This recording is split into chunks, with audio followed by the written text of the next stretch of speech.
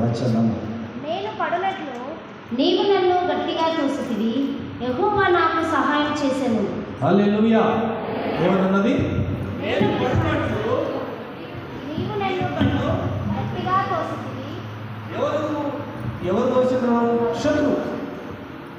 నేను పడునట్లు నీవు నన్ను గట్టిగా తోసినావు, అయినా యెహోవా నాకు సహాయం చేస్తున్నాను.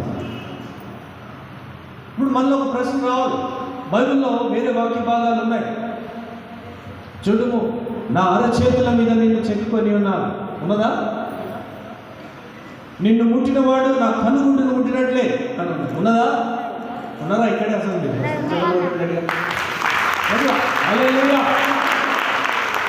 నిన్ను ముట్టినవాడు నా కనుగుండును ముట్టినట్లనే వాక్య భాగం ఉన్నది. నీకు విరోధంగా ఏ ఆయుధము వర్ధిల్లదు అన్నాడు. నేను నడిపించేవాడని నేనే, నీకు సహాయం చేయవాడని నేనే, నీ కాపరిని నేనే అని ఉన్న తర్వాత వేరొక శత్రువు పడినట్టు ఎట్లా వస్తాడు? ఈ ప్రశ్న రావాలి. వస్తే ఆ జవాబులోనే సందేశం ఉన్నది. హల్లెలూయా. ఆ జవాబులోనే దేవుని యొక్క మాటలు మనకు అర్థమైంది. ఏం ప్రశ్నలు ఉన్నాయా అంటే ఏం లేవంటే నాకు అర్థమైంది, ఏం అర్థం కాలేదు. ప్రశ్న ఉత్పన్నం అయినప్పుడే మనకు దాంట్లో జవాబు. హల్లెలూయా.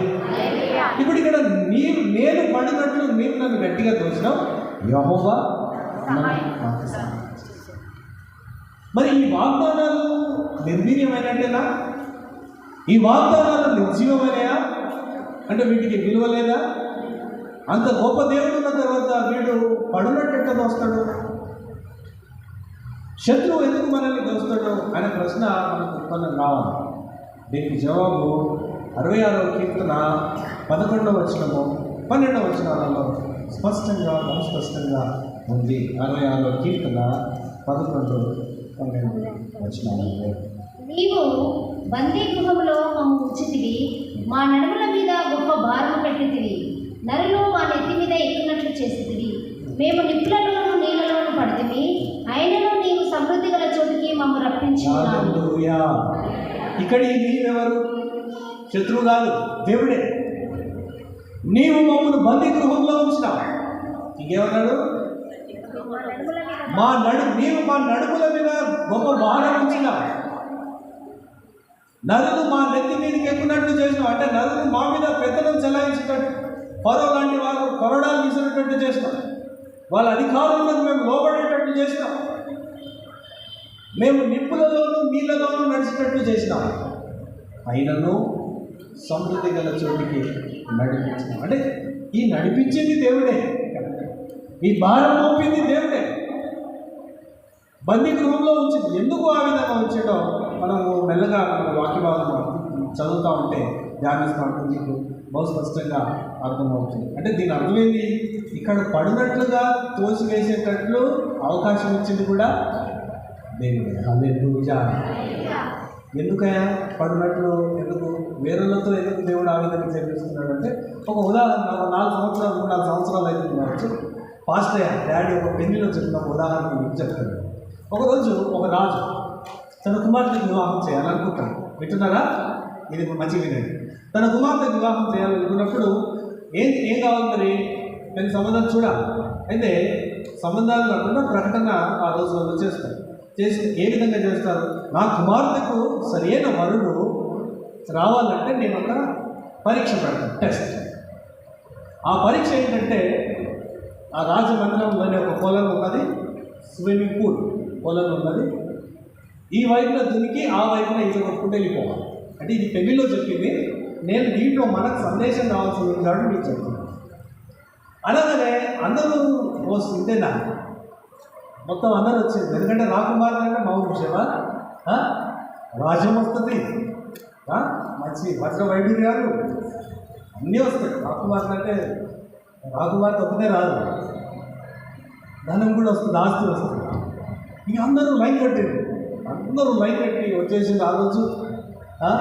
ఆ రోజు సమయం రానే వచ్చింది. అందరూ ఏది రాజా అందరూ పోటీలో పాల్గొంటూ వీళ్ళు ఏమనుకున్నారంటే, అందరికీ ఈతల పోటీ పెట్టి ఫస్ట్ ఎవరు ఈతల పోటీలో గెలుస్తాడో వాళ్ళకి ఇస్తారేమో అనుకొని వచ్చింది. తీరాకుడికి వచ్చినాక చూస్తే ఆ పొలంలో ముసళ్ళు ఉన్నాయి. ఏమున్నాయి? అబ్బా, ఆకలితో ఉండే ముసళ్ళు ఉన్నాయి. దాంట్లో దురికిన వెంటనే తునాతునికలు చేసి గుంజి పడేసే ముసళ్ళు ఉన్నాయి. ఈ విషయం మాకు ముందుకు చెప్పలేదు రాజా, అసలు మేము రాకపోతుంది కదా అని నిరాశతో అందరూ వెళ్ళిపోతున్నారు. ఇంతలో ఒకడు దునికనే దునికిండు, పట ఈత కొట్టుకుంటూ అవతల వెళ్ళిపోయింది. అక్కడ ఎక్కిండు. అందరూ వెళ్ళిపోతారు అనుకున్నాడు రాజు. ఇంత కష్టమైన పరీక్ష ఎవరు గెలవలేడు అనుకున్నాడు. ఒకడు గెలిచిందంటే శబాష్, దీనికి నా కుమార్తె ఇవ్వాల్సింది. మళ్ళా నువ్వు చాలా ధైర్యవంతుడు, వాడిని తీసుకురండి. దండలు వేసిండ్రు, మొత్తం అవన్నీ పూర్తిగా వాడిని బాజా భజంత్రితో సహా మొత్తం కార్యక్రమం సిద్ధం చేస్తున్నారు. ఆ దునికి ఈత కొట్టున్నాడు. రాజా 1 minute, నాకు కొంచెం సమయం వేయండి. మీరు నాకు ఇది చేస్తున్నారు కానీ ఇవన్నీ నాకు అనవసరం లేదు, నాకు మాత్రం నన్ను నెట్టినోడు కావాలి అని. ఎవరు నన్ను నెట్టిన వాడు కావాలా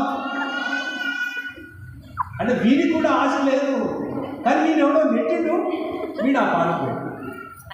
దీంట్లో ఉన్న సందేశం ఏంటంటే వీళ్ళు ఆ శక్తి ఉన్నది. ముసళ్ళకు సైతము దొరకకుండా ఈత కొట్టే శక్తి ఉన్నది. కానీ వీనికి ఏం కావాలి? ఒక తోపు దయాలి, వేరోడు దయాలి. తోస్తే తప్ప వీడు దాన్ని దొరికి ఈత కొట్టుకుంటూ అవతలికి పోలేదు. కొన్నిసార్లు మీలో శక్తి సామర్థ్యం ఉంటుంది, మీలో కృప ఉన్నది, మీలో దేవుడిచ్చిన వరాలు ఉంటాయి, మీలో సాధించే శక్తి ఉంటుంది, మీ చదువులలో రాణించే శక్తి ఉంటుంది, జ్ఞానం ఉంటుంది, అన్నీ ఉంటాయి. కానీ మీరు నిలిచిపోతారు. అప్పుడు దేవుడు అవకాశం ఇస్తాడు. ఎవరికి? మీ శత్రువు ఒక్కసారి తోయగానే నన్ను పడి. దాని అర్థం ఈ వాక్య భాగం. హల్లెలూయా. అయితే ఈ యొక్క వాక్య భాగంలో ఉన్నట్టుగా నేను పడినట్టు నీవు నన్ను గట్టిగా తోసింది మనమే కాదు. ఆది కాండం నుంచి కూడా ఈ యొక్క వాక్యం మనం పరిశీలించాలి.